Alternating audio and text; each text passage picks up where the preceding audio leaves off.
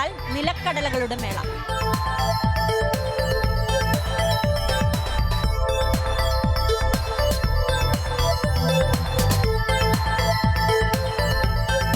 രാജ്യത്തെ IT നഗരമായി അറിയപ്പെടും മുമ്പ് Bengaluru നിലക്കടലപ്പാടങ്ങളുടെ നാടായിരുന്നു.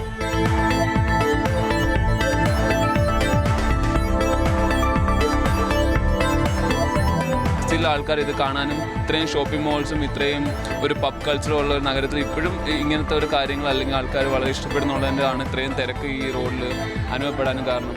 So നമുക്കിത് ഇഷ്ടമാണ്. നമുക്ക് ഇതിൻ്റെ ക്രൗഡിൻ്റെ കൂടെ മൂവ് ചെയ്യാനും ഇങ്ങനെയുള്ള റൂറൽ കാര്യങ്ങളുള്ള കച്ചവടത്തിലുള്ള ആൾക്കാരുമായിട്ട് മീറ്റ് ചെയ്യാനും ഇത് നല്ലതാണ്. അർബൻ റൂറൽ ഒരു കോണ്ടെക്സ്റ്റ് എപ്പോഴും നിലനിൽക്കും.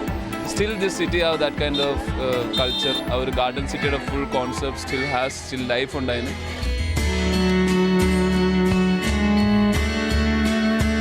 ബംഗളൂരുവിന് പുറത്തുള്ള ഗ്രാമങ്ങളിൽ നിന്നും കോലാർ, ചിക്കബല്ലാപൂർ തുടങ്ങിയ ഇടങ്ങളിൽ നിന്നും തമിഴ്നാട്ടിലെ കൃഷ്ണഗിരിയിൽ നിന്നൊക്കെയാണ് കർഷകർ ഇവിടെ നിലക്കടല വിൽക്കാൻ എത്തിയിരിക്കുന്നത്.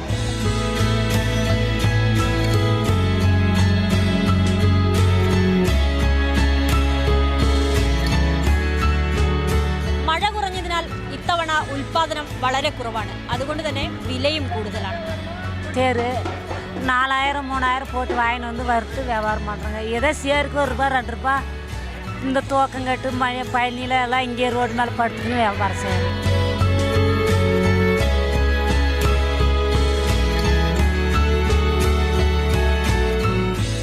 ஒரு மூட்டை கலக்கா ₹6000, கூலி வாடகை எல்லாம் சேர்த்துனா ₹500 ஜாஸ்தி எக்ஸ்ட்ரா ஆகுது.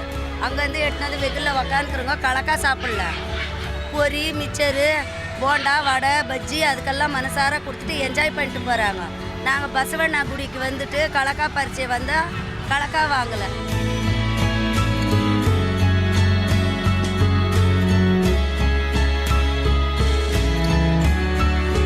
അപ്പോൾ പറഞ്ഞതുപോലെ ബസവനഗുഡിയിലേക്ക് വന്നാൽ നിലക്കടലയുടെ വിവിധ ഇനങ്ങൾ നിങ്ങൾക്ക് രുചിയേറും വിഭവങ്ങളായി ആസ്വദിക്കാം. ക്യാമറമാൻ വിനോദ് മൊറാഴയ്ക്കൊപ്പം നദീർ അജ്മൽ, മാതൃഭൂമി ന്യൂസ്, ബംഗളൂരു.